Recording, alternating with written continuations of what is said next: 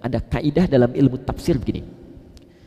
Kalau sesuatu disebutkan dalam bentuk khusus, spesifik, ya, di dalam Al-Quran atau di dalam hadis, maka kalimat yang khusus itu ingin menunjuk kekhususannya. Saya ulang ya, ingin menunjuk kekhususannya. Tapi kalau kalimatnya disebutkan dalam bentuk umum, tidak disebutkan spesifiknya, maka itu berbentuk keumumannya yang bebas kita untuk memilihnya. Nah, di Quran kata surga itu secara umum, itu secara spesifik oleh Allah dibagi ke dalam 4 bagian. Pelan-pelan. Ada surga yang disebutkan setingkat dengan Nabi, artinya bersama Nabi SAW, itu surga tingkat tinggi. Saya ulang ya, ada surga yang pertama setingkat dengan Nabi, bersama Nabi SAW. Jadi ada orang masuk surga bersama Nabi. Kedua, ada yang tinggal di taman surga, tingkat kedua, nanti kita akan lihat. Ketiga, ada yang tempatnya di surga seluas langit dan bumi.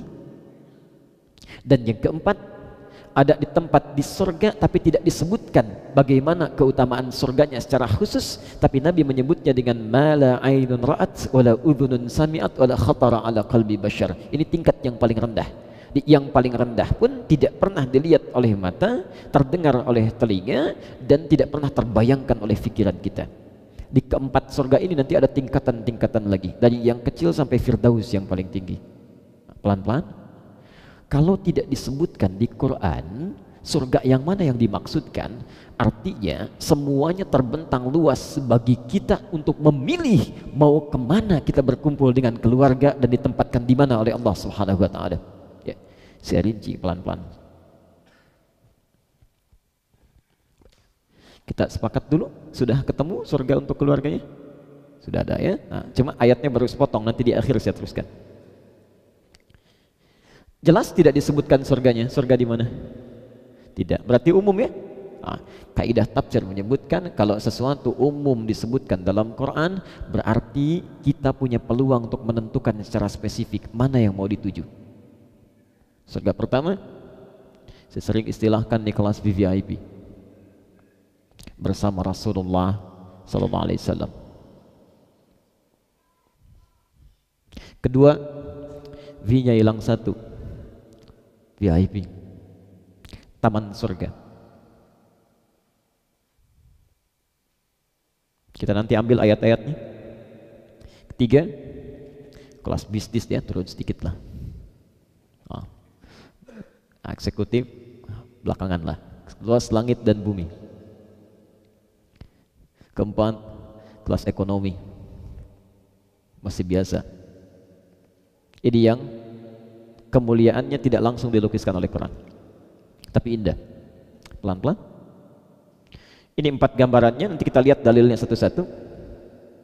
Jadi ketika Quran tidak menyebutkan surga yang mana, artinya kita punya pilihan. Ya, silahkan disiapkan. Apakah Anda sekeluarga ingin masuk surga tingkat pertama bersama Rasulullah SAW? Di Anda menyiapkan keluarga, begitu masuk surga, sekeluarga langsung berjumpa dengan Rasulullah SAW. Ya.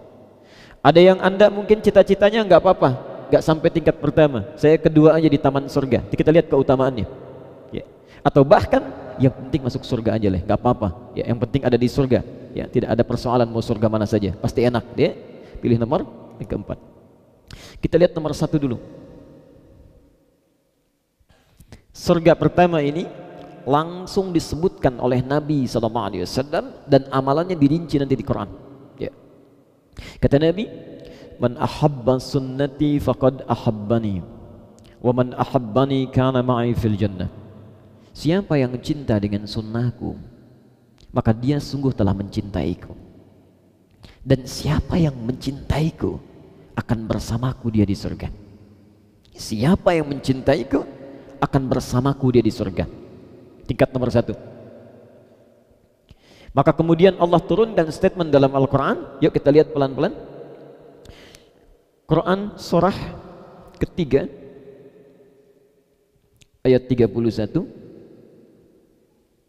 Agak sabar kita ya. Dua, Quran surah ke 33 ayat 21. Tiga, Quran surah ke 59 ayat 7. Terakhir, Quran surah ke 75 ayat 22 sampai 23. Ini keindahan tingkat surga yang pertama. Pelan-pelan. Baik. Bapak Ibu sekalian, kita mulai bahasan yang pertama. Ada orang-orang yang diberikan pilihan memungkinkan bagi dirinya bahkan sekeluarga besar masuk tingkat surga. Nomor pertama bersanding dengan Rasulullah sallallahu alaihi wasallam. Ya. Kata Nabi, "Man ahabba sunnati faqad ahabbani wa man ahabbani kana ma'i fil jannah." Siapa yang cinta dengan sunnahku, sungguh dia telah mencintaiku. Lihat syaratnya, mencintaiku. Wa man ahabbani, dan siapa yang mencintaiku, kana ma'i fil jannah, aku pastikan dia akan bersamaku di surga nanti. Ya. Maka turunlah kemudian ayat-ayat Quran. Sekiranya kita ingin mencoba meraih itu, bagaimana caranya? Ya. Quran surah 3 Ali Imran ayat 31. Qul in kuntum tuhibbunallaha fattabi'uni. Pelan-pelan. Qul in kuntum tuhibbunallaha fattabi'uni yuhibbukumullah wa yaghfir lakum dzunubakum. Ya. Kata Nabi, lihat uraiannya, Allah berfirman dalam Al-Quran, "Qul," katakan Muhammad, "in kuntum tuhibbunallaha," jika kalian serius mencintai Allah. Saya ulang, jika kalian serius mencintai Allah. Ini indah sekali kalimatnya. Pertama, cinta Allah. Fattabi'uni, maka buktikan cinta itu dengan ikuti aku. Ikuti Nabi. Pelan-pelan. Ikuti Nabi sallallahu alaihi wasallam. Katakan Muhammad, jika kalian serius mencintai Allah, maka buktikan cinta itu dengan mengikuti aku. Ikuti tuntunan Nabi Muhammad sallallahu alaihi wasallam. Pelan-pelan. Perhatikan sini di hadis tadi, siapa yang mencintai sunnahku, maka dia telah mencintaiku. Siapa yang mencintaiku, maka dia bersamaku di surga, bersama Nabi sallallahu alaihi wasallam di surga. Sekarang lihat ayatnya. Kata Allah, ketika ada seseorang yang menginginkan bersama Nabi di surga, mengikuti Nabi, yang paling menarik, kalimat mengikuti Nabi ini disandingkan dengan cinta kepada Allah Subhanahu wa taala. Qul in kuntum tuhibbunallaha fattabi'uni. Kalau kita artikan dari belakang dulu, ya, dari belakang, dari fattabi'uni, artinya ada orang-orang yang dalam hidupnya selalu berkeinginan mengikuti Nabi dalam kehidupannya, maka orang-orang ini bukan hanya ditempatkan oleh Allah bersama Nabi nanti, tapi disebut sebagai orang yang paling serius mencintai Allah. Cinta Anda pada Nabi bukan sekedar menjadikan Anda akan singgah bersama Rasulullah, tinggal di satu tempat, tapi menjadikan Anda pula dicintai oleh Allah Subhanahu wa taala. Pelan-pelan. Yuk, apa konsekuensinya? Satu, orang yang dicintai oleh Allah Subhanahu wa taala, saat dia bersama Nabi nanti, maka saking cintanya Allah kepadanya, diberi kesempatan langsung melihat Allah tanpa hijab. Sekarang bisa lihat Allah? Tidak. Tapi nanti ada orang-orang yang diberi kesempatan oleh Allah langsung melihat Allah tanpa hijab, dan mereka bukan Nabi, bukan Rasul. Quran surah ke-75 ayat 22 sampai 23. Paling kiri posisinya sebelah atas. Wujuhu yawma idzin nadhirah. Ada orang-orang yang di akhirat nanti wajahnya berbinar-binar, gembira luar biasa, ya, dipemancarkan kegembiraan luar biasa. Apa yang terjadi dengan mereka? Ila rabbiha nadhirah. Karena mereka berhasil melihat Tuhannya Allah tanpa sekat sedikit pun, ya, tanpa sekat sedikit pun. Saya mau tanya begini, ada saat kita berkehidupan, misal ya, ada yang selalu memberikan kebutuhan kita. Anda butuh sesuatu, diberikan. Salah, dimaafkan. Dosa, diampuni. Sakit, disembuhkan. Apapun diberikan. Ya, Masya Allah. tapi Anda tidak pernah bertemu dengannya, kira-kira ingin tidak berjumpa? Kalau satu kali meminta kita untuk bertemu, mau nggak ketemuan? Tapi kok dalam keseharian tidak terbukti itu. Ketika dipanggil dalam sholat, ya, 5 waktu memanggil kita itu. Kadang-kadang dipanggil misalnya jam 8, ya, maaf subuhnya jam 4:30, ya, datang kadang-kadang jam 5, datang kadang-kadang setengah 6. Dipanggil zuhurnya 12:08, tadi aja Jumatan 12:08, kadang-kadang datang baru khatib saat naik ke atas mimbar, atau bahkan ada yang datang saat sholat baru akan ditunaikan. Ya, katanya ada kerinduan. Orang rindu itu bahkan seharusnya sebelum dipanggil sudah datang. Ya. Ada yang menarik nanti di Quran, tingkat keimanan dibagi 3 bagian, tingkat kerinduan dibagi 3 bagian. Ya. Jadi ada orang-orang yang saking rindunya sebelum dipanggil dia sudah datang. Quran surah ke-2 Al-Baqarah ayat 151. Fadhkuruni adzkurkum. Ingatlah kalian kepadaku, maka aku akan ingat kepada kalian. Ya. Ingatlah kalian kepadaku, maka aku akan ingat kepada kalian, kata Allah. Ya. Perhatikan, ada orang-orang yang ingat kepada Allah saat dipanggil saja. Misal, adzan subuh 4:36 misal saja. Allah ingatkan dia lewat azan, Allahu Akbar, Allahu Akbar. Begitu dipanggil dia baru ingat. Ya, dipanggil ingat.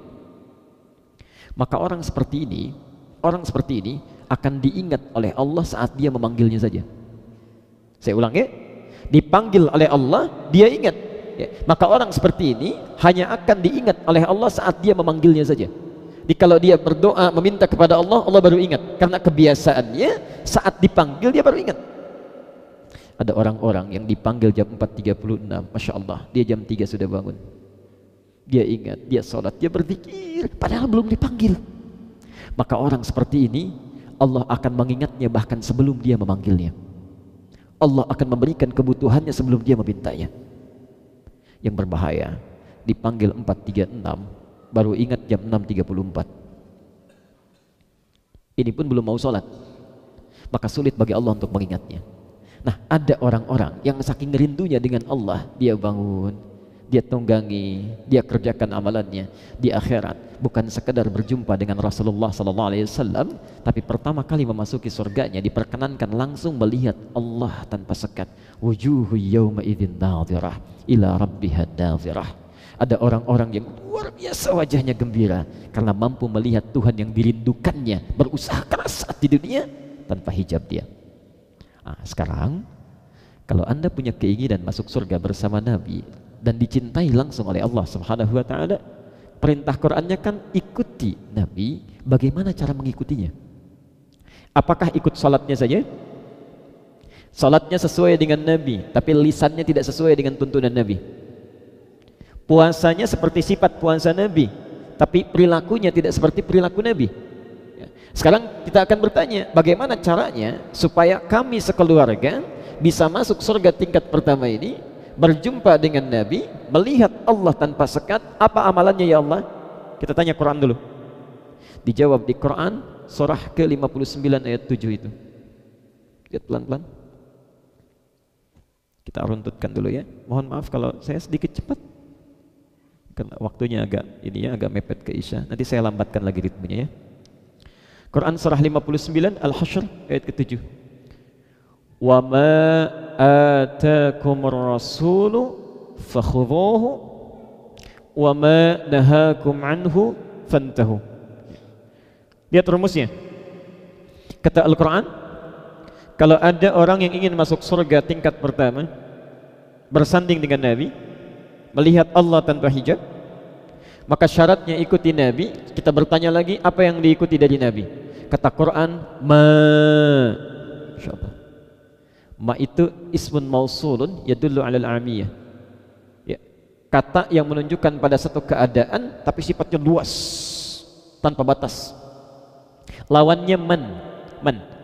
Kalau Anda temukan di Quran kalimat man itu menunjuk pada orang tanpa batas. Bisa laki-laki, perempuan, tua, muda, siapapun itu man. Tapi kalau disebutkan ma itu menunjuk pada keadaan atau benda yang tanpa batas. Ya, apapun itu. Di seakan-akan Quran mengatakan wa ma atakumur rasulu, dan segala keadaan yang melekat pada Nabi dituntunkan pada kita, itu yang diikuti. Ya. Ini bukan cuma salatnya saja, bukan cuma puasanya, bukan cuma baca Qurannya, tapi segala yang melekat pada Nabi dibawa dituntunkan kepada kita, itu yang diikuti. Dan segala yang dilarang oleh Nabi ditampilkan pada kita, itu yang dijauhi. Masya Allah. Sekarang kita bertanya, terakhir bagian yang pertama ini, kalau kita bertanya, ya Allah, kalau segala yang dibawa Nabi kemudian dituntunkan kita ikuti, segala yang dilarang kemudian kita jauhi, itu masih luas. Ada nggak yang lebih spesial, spesifik kepada kami? Seperti apa tuh yang dilarang, seperti apa yang dituntun? Ya. Maka di ayat terakhir Quran surah 33 ayat 21. Di sini saya berhenti dulu.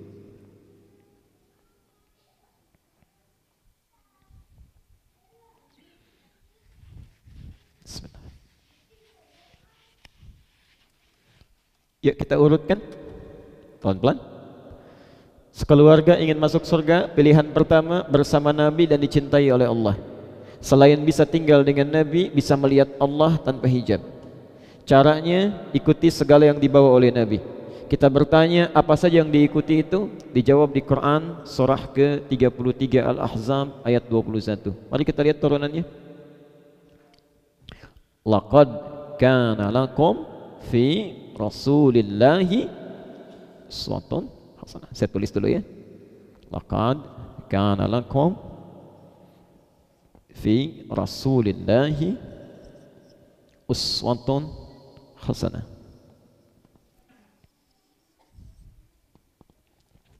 Lihat di Al-Hasyr ayat 7. Wa ma atakumur rasul, yang disebutkan rasul, ya. Dan segala yang dibawa oleh Nabi, oleh Rasul, ya. Kita bertanya, ya Allah, apa saja yang harus kami ikuti dari segala yang dibawa oleh Nabi itu? Ya. Maka dijawab di ayat yang lain, Rasul disebutkan lagi, laqad kana lakum, kamu tidak perlu bingung untuk menentukan. Kami sudah jadikan semua yang melekat pada kehidupan Rasulullah SAW ada keteladanan yang baik untuk kalian ikuti. Uswatun hasanah. Saya minta fokus ke sini. Ya. Di mushaf disebutnya apa? Dibacanya apa? Pelan-pelan, dibacanya apa ini? Saya naikkan ke atas. Ya. Saya agak lambatkan ritmenya. Baca. Tahu dari mana uswah?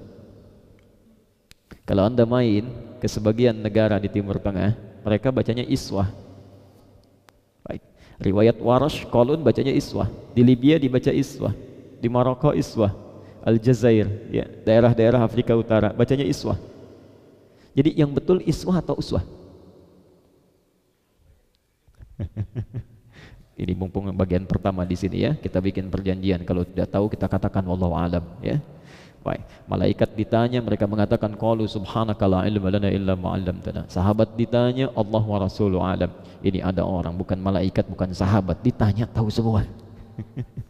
Baik. Yang betul uswah atau iswah? Allah alam. Baik. Bisa dibaca uswah itu mengambil riwayat Hafiz dari Asim, uswah begini. Bisa dibaca iswah riwayat Qalun atau Warash dari Nafi', iswah. Sekarang perhatikan, kalau uswah harakatnya di atas atau di bawah? Di atas. Kalau atas itu tinggi atau rendah? Tinggi. Dalam bahasa Arab disebut rafa'. Kalau di bawah, rendah atau tinggi? Kecil atau besar? Kecil. Dalam bahasa Arab, rendah disebut dengan khafad, kecil, kasrah. Ya. Kasrah itu yang kecil-kecil, yang terpecah jadi kecil-kecil, rendah. Perhatikan, inilah hikmahnya kenapa ayat ini, kalimat ini bisa dibaca dengan dua riwayat untuk menunjukkan pada kita, kalau Anda ingin teladani Nabi, Anda bebas meneladaninya dari yang paling kecil, yang paling sederhana sampai tingkat tinggi yang belum tentu bisa kita ikuti. Yang melekat pada Nabi itu jangankan yang tinggi-tinggi, yang kecil-kecilnya aja bisa diteladan. Ya. Bangun tidurnya Nabi, senyumnya Nabi, jalannya Nabi, cara minumnya Nabi, cara makannya Nabi, cara berpalingnya Nabi, dari yang kecil-kecil saja itu sudah bisa jadi teladan. Seakan-akan Quran ingin katakan seluruh kehidupan Nabi dari bangun tidur sampai tidur lagi terbentang bagi kita yang sangat luas semampu kita untuk meneladaninya. Ya, jadi jangan pisahkan keteladanan pada Nabi, mengambil yang khusus-khusus saja, yang lain tidak. Ya. Jadi kalau Anda ingin mencoba punya harapan bersama Rasulullah di surga nanti satu tempat, maka mulai sekarang coba keluarkan tuntunan kehidupan Nabi dari bangun tidur sampai dengan tidur kembali. Coba kita cek. Bangun tidur, baca doa apa? Alhamdulillahilladzi ahyana ba'dama amatana wa ilaihin. Tahu dari mana? Langsung baca doa atau ada hal tertentu dulu yang dilakukan? Abu Dawud nomor hadis 1367. Beda antara orang yang ingin mengikuti Nabi cara bangunnya dengan yang cuma bangun saja. Kalau Anda memilih surga level di bawah ini, bangun langsung alhamdulillahilladzi ahyana ba'dama amatana wa ilaihin nusyur. Tapi ketika Anda menginginkan bangun tidurnya seperti Nabi, sudah diatur. Kata Ibnu Abbas, perhatikan, Ibnu Abbas ini Pak menampilkan hadis ini setelah begadang semalaman ikut ke rumah Nabi untuk melihat bagaimana cara Nabi bangun dari tidur sampai menunaikan tahajudnya. Ibnu Abbas, dan usianya masih sekitar 45 tahun. Ya, anak 45 tahun barangkali jam 8, jam 9 sudah tidur. Tapi ini sengaja ikut ke rumah bibinya Maimunah, izin menginap untuk tahu bagaimana kebiasaan Nabi bangun dari tidurnya sampai menunaikan tahajudnya. Ternyata kata beliau, itu Rasulullah SAW bangun itu duduk dulu, kemudian mengusap bekas ngantuknya. Setelah itu baru membaca alhamdulillahilladzi ahyana ba'dama amatana wa ilaihin nusyur. Belum selesai. Yang keempat, membaca 10 ayat terakhir di surah Ali Imran. 10 ayat terakhir surah Ali Imran. Sunnah yang pertama. Ya, Masya Allah. Saya yakin yang sampai 3 itu sudah bisa ya. Tinggal yang keempat itu sedikit lagi bersama Nabi itu sedikit lagi ya. Nah, cuma sedikitnya di akhirat itu nggak tahu sampai mana itu ya. Baik. Tuliskan dulu ya. Jadi kalau Anda menginginkan bersama Nabi, jangan dipisah-pisah. Sholatnya bagus seperti Nabi, tapi lisannya tidak seperti Nabi. Nabi itu Masya Allah orang yang tidak pernah menyakiti orang lain, ya, tidak pernah mencela orang, tidak pernah menghina orang.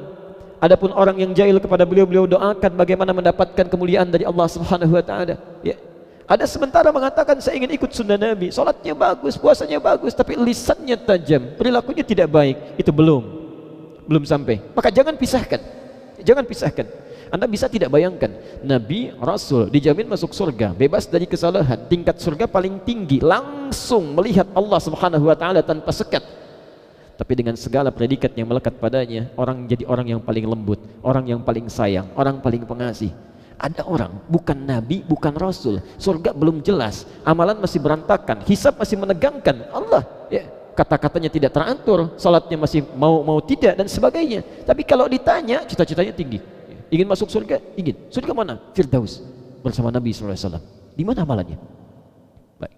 Jadi kesimpulan pertama, jika Anda memiliki cita-cita ingin tinggal bersama Rasulullah SAW satu keluarga, maka mulailah tunggangi ayat ini, keluarkan kebiasaan-kebiasaan Nabi dalam kehidupannya. Maaf Pak Ibu, harus bisa punya waktu. Cobalah dalam sebulan keluarkan. Misal bulan ini kita belajar satu keluarga cara bangunnya Nabi. Lu ajarkan. Ya. Kalau Anda ingin soleh sendirian, silahkan. Tapi kalau berpisah di akhirat, jangan menangis. Ya. Kalau Anda berharap ingin satu keluarga masuk surga, ayo lakukan. Ajarkan istrinya, ajarkan anaknya, bangunkan keluarganya. Ayo mulai. Ya. Bagaimana cara bangunnya, cara makannya, cara senyumnya, cara berpalingnya. Ya. Dari mulai yang kecil-kecil dan terus naik sampai tingkat yang paling tinggi. Contoh, Nabi punya kebiasaan tahajud. Nabi Rasul dengan segala kemuliaannya masih mau menunaikan ibadah sunnah tahajud. Tahajudnya, yuk perhatikan. Maaf, kira-kira kalau tahajud ingin seperti Nabi atau mirip-mirip Nabi? Al-Bukhari nomor hadis 2013, hadis Muslim nomor hadis 765. Ada juga caranya, Muslim nomor hadis 749 dari Ibnu Umar. Pelan-pelan. Misal, saya ambil contoh ya. Dari yang paling ringan tadi bangun tidur, tapi kan harus ditanya kapan Nabi bangunnya. Ya. Kata Quran, jangankan yang ringan-ringan, ya, sampai yang tingkat tinggi pun ada, yang kadang kita sulit untuk meneladaninya. Lihat, seorang Nabi, Rasul dijamin masuk surga, masih mau tahajud. Ketika ditanya ke Aisyah radhiyallahu anha, bagaimana tahajudnya Nabi? Kata Aisyah, la tas'al an husnihinna wa qulihinna. Tolong jangan banyak dipertanyakan bagaimana bagusnya tahajud Nabi serta panjang bacaannya. Jangan ditanya. Sulit bagi engkau meneladaninya. Tiba-tiba Abdullah bin Mas'ud, Hudzaifah al-Yamani penasaran. Diikuti, dilihat, berdiri di belakang Rasulullah SAW. Ternyata rakaat pertamanya apa? Rakaat pertamanya itu 100 ayat Al-Baqarah. 100 ayat. Dan belum ruku. Dikira Abdullah bin Mas'ud akan ruku, ternyata nyambung ke Ali Imran. Dikira akan ruku, ternyata nyambung ke An-Nisa. Rakaat pertama baru berhenti di An-Nisa ayat 176. Setelah itu baru ruku. Seorang Nabi, Rasul, jaminan surga sudah melekat, masih mau menunaikan tahajud, rakaat pertamanya 5 juz 4 halaman. 5 juz 4 halaman. Setelah peristiwa itu Abdullah bin Mas'ud dan Hudzaifah al-Yamani tidak ikutan lagi belakang. Ya, kata Abdullah bin Mas'ud, bukan capek, saya khawatir tidak khusyuk karena selalu menduga kapan itu Nabi rukunya, kapan Nabi rukunya, karena penasaran terus. Ya, makanya wajar kata Aisyah saat beliau itu terkena tangan dengan kakinya Nabi, ya, kemudian terbangun melihat kakinya bengkak. Itu bengkak itu belum selesai tahajudnya, rakaat pertama 5 juz 4 halaman. Yang mesti anda tanyakan, seorang Nabi, Rasul, surga sudah ada jaminannya. Jangankan yang sholat fardu, sholat sunnah pun dikerjakan juga sampai bengkak kakinya. Ini ada orang surganya belum jelas, ya, hisab masih menegangkan. Jangankan yang sunnah, yang fardu saja masih terlambat, ya. Tapi yang paling menarik, kalau anda ingin mencoba mengikuti Nabi, silahkan. Amalannya sangat dibentangkan dalam kehidupan, dari yang paling sederhana sampai yang paling tinggi. Nah, sekarang pilihannya, teruskan dulu ayatnya di Quran surah At-Tur ayat 21 itu. Lihat ujung ayatnya. Wa ma alatnahum min amalihim min syai'. Di sini saya akan berhenti dulu.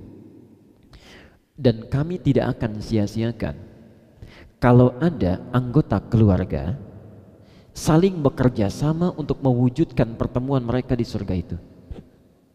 Ada isyarat di Quran, kalau anda ingin satu keluarga masuk surga bersama dengan Nabi, maka kata Quran, anda harus kerjasama. Ya. Jangan cuma seorang saja mengerjakan itu, yang lain tidak diingatkan. Ya. Maka ketika anda dapat informasi, Nabi bangun tidurnya, duduk dulu, mengusap bekas gantuknya, baca doa 10 ayat surah Ali Imran yang terakhirnya, maka tebarkan itu pada saudara, pada kerabat, pada orang-orang yang berharap berkumpul bersama Nabi SAW. Ya. Tapi kullum bi'im bima kasabarahin. Kata Allah, itu pilihan.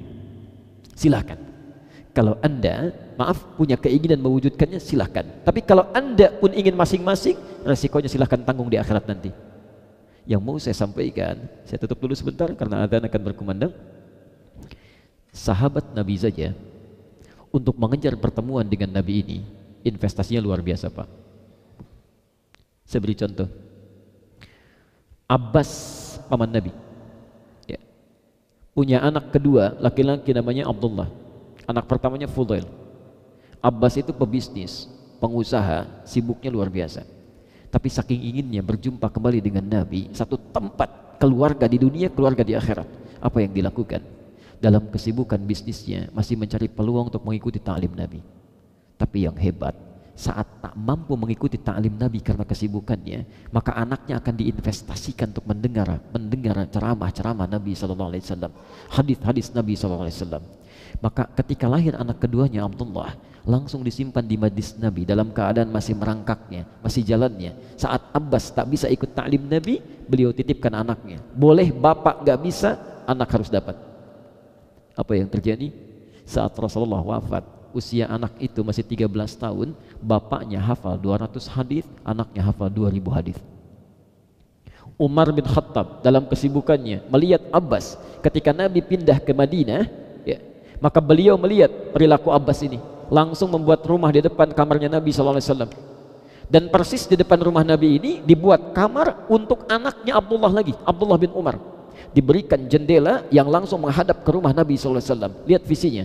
Kalau Abbas anaknya nunggu di tempat taklim Nabi, anak saya akan mengintip-ngintip Nabi sejak keluar dari rumahnya. Ya. Di Abbas punya anak, nunggu di tempat taklim Nabi, anak saya akan melihat Nabi sejak keluar dari rumahnya. Karena itu nanti Ibnu Umar lebih banyak meriwayatkan hadis dibandingkan dengan Abbas, Abdullah bin Abbas. Yang hebat ibu perempuan, namanya Malikah, single parent, punya anak namanya Anas. Di sini kita tutup. Anak Abbas nunggu di tempat taklim Nabi. Anak Umar untuk ngintip-ngintip ke rumah Nabi. Anak saya harus masuk ke rumah Nabi. Anak saya mesti masuk ke rumah Nabi. Maka digenggamlah tangannya yang berumur 10 tahun itu, dibawa ke rumah Nabi, disampaikan pada Rasulullah. Kita tutup, ya Rasulullah, ini ada anak yang sangat cekatan, mohon terima menjadi pembantu Anda. Seorang ibu membawa anaknya, dimintakan menjadi pembantu Nabi SAW. Bagaimana kisahnya, bagaimana perjuangan mereka, dan bagaimana upaya mereka bahkan setelah Nabi wafat, kita akan lihat setelah menunaikan salat Isya berjamaah. Assalamualaikum warahmatullahi wabarakatuh. Alhamdulillah, wassalatu wassalamu ala rasulillah, wa ba'du. Bapak ibu sekalian, saudara-saudariku, kita mencoba melanjutkan kembali bahasan kita tentang bagaimana menyiapkan keluarga besar supaya bisa masuk ke dalam surga dengan pilihan-pilihan yang telah ditampilkan dalam Al-Quran Al-Karim. Baik, kita telah bahas pilihan pertama dalam Al-Quran. Jika Anda menginginkan sekeluarga masuk surga, maka kata Quran, perjelas dulu visinya, mau surga yang mana. Lu mulai dari situ turunkan amalannya, tunggangi itu dan siapkan sesuai dengan harapan dan keinginan kita. Pertama, surga bersama Nabi SAW dengan predikat yang dicintai oleh Allah. Ya, konsekuensinya dari itu semua kita diminta beramal soleh yang akan melahirkan sesuatu yang sangat luar biasa sebagai balasannya. Karena Allah cinta dengan orang ini. Di Quran surah 75 ayat 22 sampai 23, dia diperkenankan bisa melihat Allah tanpa hijab sampai wajahnya berbinar gembira luar biasa. Ya. Kemudian dia tinggal bersama Rasulullah SAW dan abadi, tidak dipisahkan dalam kehidupan surganya. Ya. Yang paling luar biasa, jika Anda menginginkan ini semua, maka kata Quran, siapkan amalan-amalannya dengan berjamaah, satu keluarga, dengan cara mengikuti kehidupan Nabi SAW tanpa tidak dipisahkan sedikit pun. Dari mulai persoalan yang paling sederhana, iswah, sampai dengan hal-hal yang mungkin cukup sulit atau kompleks untuk diikuti sesuai batas kemampuan kita, atau uswah. Baik, saya tadi berhenti pada pembahasan sahabat saja yang tinggal semasa dengan Nabi SAW begitu serius yang menyiapkan keluarga mereka untuk tinggal dengan Nabi. Maka bagaimana dengan kita yang bukan sahabat, belum pernah berjumpa dengan Nabi? Lihat cara berpikirnya. Orang yang pernah tinggal dengan Nabi saja punya harapan besar supaya menyatu kembali, tidak dipisahkan. Saking gembiranya hidup dengan Nabi di dunia, punya harapan supaya tidak dipisahkan di akhirat nanti, satu keluarga besar. Maka seharusnya orang yang tidak pernah berjumpa dengan Nabi harus punya keinginan lebih dibanding mereka. Ya. Karena itu tadi saya sampaikan, sahabat-sahabat yang punya keturunan, punya anak-anak, punya keluarga besar, diinvestasikan oleh mereka supaya mendapatkan kelebihan sebagai bekal pulang nanti untuk berjumpa dengan Nabi. Ya. Maka Umar bin Khattab merasa keluarganya belum aman. Ini Umar ahli surga, anaknya banyak hafal hadis, tapi merasa belum aman. Ya. Abbas itu paman Nabi, tapi merasa belum aman dengan keluarganya. Maka beliau siapkan keluarganya, siapkan anak-anaknya. Bahkan seorang perempuan single parent bernama Malikah itu sampai punya visi yang sangat luar biasa dalamnya. Anak Abbas menunggu di tempat ta'lim Nabi, anak Umar ngintip-ngintip ke rumah Nabi, anak saya mesti langsung masuk ke rumah Nabi bagaimanapun caranya. Beliau paham Nabi orang lembut, paling baik, tidak akan mungkin merepotkan seseorang. Maka dikirimkan anak yang 10 tahun itu. Dikatakan, ya Rasulullah, ini anak begitu cekatan, mohon terima menjadi pembantu Anda. Ya. Ibu kira-kira mau tidak Bu, ada orang yang pribadinya mengikuti sunnah Nabi, diikuti baik, terus ibu ajak anak ibu itu, Pak tolong titip anak saya jadi pembantu. Oh enggak? Tidak mudah. Tapi Malikah punya visi, ini Nabi pasti tidak akan merepotkan. Benar saja. Ternyata setelah 10 tahun membantu Nabi, kemudian Rasulullah SAW wafat, ditanya, hei Anas, apa yang pernah kau dengar selama membantu Nabi? Kata Anas bin Malik ini, saya tidak pernah mendengar satu kalimat pun saat membantu Nabi sampai beliau wafatnya, kecuali satu saja. Ya Anas, madza akhdumuka? Anas, apa yang bisa saya bantu? Anas, apa yang bisa saya bantu? Karena Rasulullah paham saat ibunya menitipkan sebetulnya bukan ingin jadi pembantu, tapi ingin belajar kehidupan Nabi SAW langsung di rumahnya. Maka saat Nabi makan, bekasnya cuci sendiri. Saat Nabi punya sesuatu yang sobek di bajunya, jahit sendiri. Saat sandalnya copot pun beliau sambungkan sendiri. Tidak pernah mengatakan, Anas bikinkan ini, Anas kerjakan itu, Anas lakukan ini. Saking pahamnya. Masya Allah. Baik. Abu Hurairah, nama aslinya Abdus Syams, ya. Kemudian dari Persia ini pindah masuk Kristen, ganti nama, ya, pindah, maaf. Kemudian tidak puas dengan kepercayaan barunya, dengar ada seorang Nabi di Madinah, berangkat langsung ke Madinah. Begitu melihat Rasulullah SAW, terpukau dengan beliau, dengan karismanya, dengan pesonanya, masuk Islam, berganti nama menjadi Abdurrahman. Perhatikan cara berpikir Abdurrahman ini. Sahabat lain sudah masuk Islam. Abdurrahman masuk Islam 3 tahun sebelum Nabi wafat, tapi punya daya fikir yang luar biasa. Beliau merasa saya terlambat nih, orang lain sudah masuk Islam duluan, saya ketinggalan. Maka cara berpikirnya, saya akan mengumpulkan amalan walaupun sebentar, yang dengan amal itu saya berkeinginan tidak akan dipisahkan dengan Nabi SAW di akhirat nanti. Maka saat sahabat menunggu di tempat taklimnya Nabi, ada yang menunggu di masjidnya Nabi, ada yang menunggu di tempat pekerjaan saat Nabi mengunjungi. Ini Abdurrahman bin Sakhr menunggu langsung di samping rumah Nabi, mengintip-ngintip ketika Nabi sejak mulai keluar dari pintunya di rumah, dilihatnya bagaimana cara jalannya, bagaimana cara nengoknya, bagaimana cara beraktivitasnya, diikuti kemanapun, dicatat. Masya Allah. Itulah sebabnya 3 tahun hanya berjumpa dengan Nabi sampai bisa menghafalkan 7.000 hadis dari Nabi SAW. 7.000 hadis. Yang paling unik, saat beliau mendapatinya langsung dari Nabi, seketika akan diamalkan. Lihat Nabi jalan, diikuti cara jalannya Nabi. Lihat Nabi makan, diikuti cara makannya Nabi. Lihat Nabi sholat, diikuti cara sholatnya Nabi. Sampai ketika Nabi mengatakan, meminta untuk berkasih sayang, jangankan pada manusia, tapi pada hewan sekalipun. Allah. Begitu kembali, tiba-tiba melihat ada seekor anak kucing kecil, anak kucing kecil, kucing liar. Kalau kucing liar bahasa Arabnya itu hurrah, hurratun. Kalau kucing rumahan namanya kitpun, ya, diserap ke dalam bahasa Inggris menjadi kitty, ada Hello Kitty. Itu kucing rumahan. Baik, ya.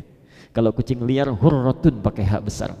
Anak kucing kecil disebut dengan Hurairah. Hurairah mendengar kata Nabi mesti sayang, diambil anak kucing kecil itu, dibawa oleh beliau. Saking ingin mempraktekkan sunnah Nabi, jangankan pada manusia, pada anak kucing. Dibawa ke tempat beliau tinggal, disimpan di tempat yang paling istimewa. Kalau malam-malam diselimuti, lapar diberikan makanan, saking sayangnya dibawa-bawa kemanapun beliau beraktivitas.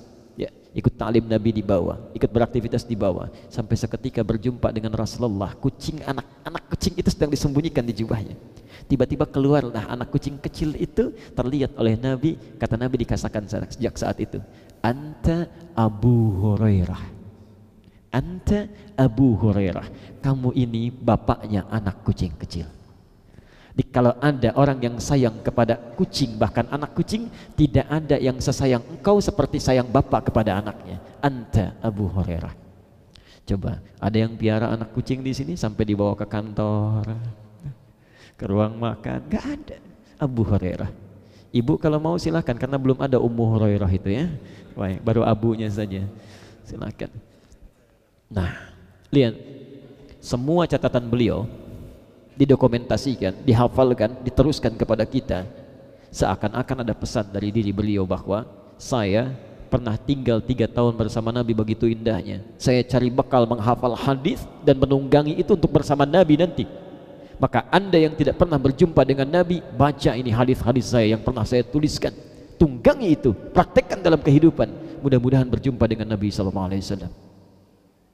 Sejauh mana kita tidak merindukan Nabi, orang yang paling sayang kepada kita, bahkan lebih daripada ibunda kita, paling sayang. Yang diingat di akhir kalimat hidupnya itu cuma kita, umatnya. Saat Nabi mau berkorban pun, lihat Ibnu Majah nomor hadis 3221 dari Jabir bin Abdullah. Kata Jabir, ra'aitu Rasulullah sallallahu alaihi wasallam hina yadhbah aqbala al-qiblah thumma qala. Perhatikan, saya sering kali melihat Nabi SAW saat berkorban, menghadapkan hewan kurbannya ke arah kiblat. Sunnah pertama, ya, jadi hadapkan dulu ke kiblat. Thumma qala, kemudian mengucapkan, lihat kalimatnya, Allahumma hadza min Muhammad wa ali Muhammad wa ummat Muhammad. Kemudian beliau mulai berkata, menunjukkan kurbannya, ya Allah, mohon terima kurban ini dari Muhammad, dari seluruh keluarga besar Muhammad, dan dari umatnya Muhammad sallallahu alaihi wasallam yang selama hidupnya sampai wafat mungkin dia belum bisa berkurban. Karena beliau rata-rata berkurban 100 ekor dengan hewannya. Anda bisa bayangkan, jangankan keluarganya, umatnya yang selama hidupnya belum bisa berkorban itu masih difikirkan oleh Nabi, ya. Jadi Nabi itu orang kaya atau miskin? Kalau disebut kaya, lihat tempat tinggalnya. Kata Aisyah, saya bangun, tiba-tiba tangan saya terkena kaki Nabi, saya bangun, saya lihat Nabi SAW dalam keadaan sedang menunaikan salat, ya. Kakinya sampai bengkak-bengkak, sampai ketika beliau salam dengan terseduh-seduh bertanya, ya Rasulullah, lima hakadha, alam takun madmunan, alam takun ma'suman. Rasulullah, kenapa mesti sampai begini menunaikan ibadah sunnah sampai kaki anda bengkak? Bukankah anda dijamin masuk surga? Dijamin masuk surga, kata Aisyah. Bukankah anda dijaga dari kesalahan? Kata Nabi, afala akunu abdan syakura, apa enggak boleh aku menjadi hamba yang bersyukur kepada Allah dengan semua jaminan kebaikan itu? Apa enggak boleh aku bersyukur?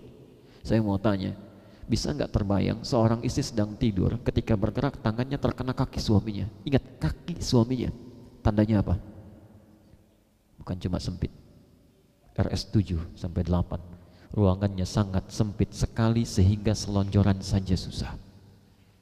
Baik, selonjoran saja itu terkena kaki suaminya. Dan tidak mungkin tangan terkena kaki kalau tidak tidurnya tanpa alas, ya. Kalau pakai kasur seperti sekarang, kenanya pahanya, kenanya pinggangnya, ini terkena kaki. Anda bayangkan, artinya alasnya begitu sederhana, ruangannya begitu sempit, Masya Allah, tapi masih bisa berkurban dengan 100 ekor. Jadi sebetulnya Nabi itu kaya atau miskin? Yang bilang kaya angkat tangan. Yang bilang miskin? Oh, ternyata keduanya benar. Beliau kaya dalam urusan akhiratnya, tapi menjadi orang yang sangat miskin dalam urusan dunianya. Allahu Akbar. Nabi berkorban 100 ekor masih memikirkan umatnya tanpa mengambil bagiannya. Ada sementara yang mengaku umatnya baru kurban 1 ekor sudah berebut pahanya, berebut kepalanya. Kadang-kadang ada yang korban kambing minta bagian sapinya. Malu sama Nabi. Apa? Saya kira ada sesuatu yang harus kita benahi, ya. Itu pilihan pertama, silahkan. Jadi pulang dari sini, cara berpikirnya begini, sahabat saja yang berjumpa dengan Nabi masih merindukan bertemu Nabi, mereka siapkan. Masa kita yang belum pernah ketemu, di mimpi aja belum pernah, masa nggak punya cita-cita itu, gitu ya? Baik, jelas sampai sini? Itu baru yang pertama. Maaf, kita sepakati dulu karena kita belum bahas 3 yang lainnya. Kita sampai jam berapa? Baik, alhamdulillah. Boleh, silakan sampai jam 10 sampai jam 11 silakan, gak ada masalah. Baik. Tapi saya jam 9 mau pamit, ya. Nah, antum silakan kalau mau diteruskan. Jelas nomor 1, ya, pilihan pertama. Jadi caranya nanti silahkan keluarkan pelan-pelan saja, tidak usah terlalu kita ingin semuanya, pelan-pelan, ya. Misal rencana di bulan ini insya Allah, ya, Masya Allah sudah masuk kepada Jumadal Ula sebentar lagi, ya. Antum keluarkan misal bimbingan keluarga dalam tuntunan sunnah Rasulullah, Quran dan sunnah. Misal Anda yang para ayah, suami, keluarkan ayat-ayat Quran tentang ayah, bagaimana peran ayah yang baik, lihat kehidupan Nabi. Ibu tentang ibu Qurani, lihat tuntunannya, lihat istri-istri Nabi, ya.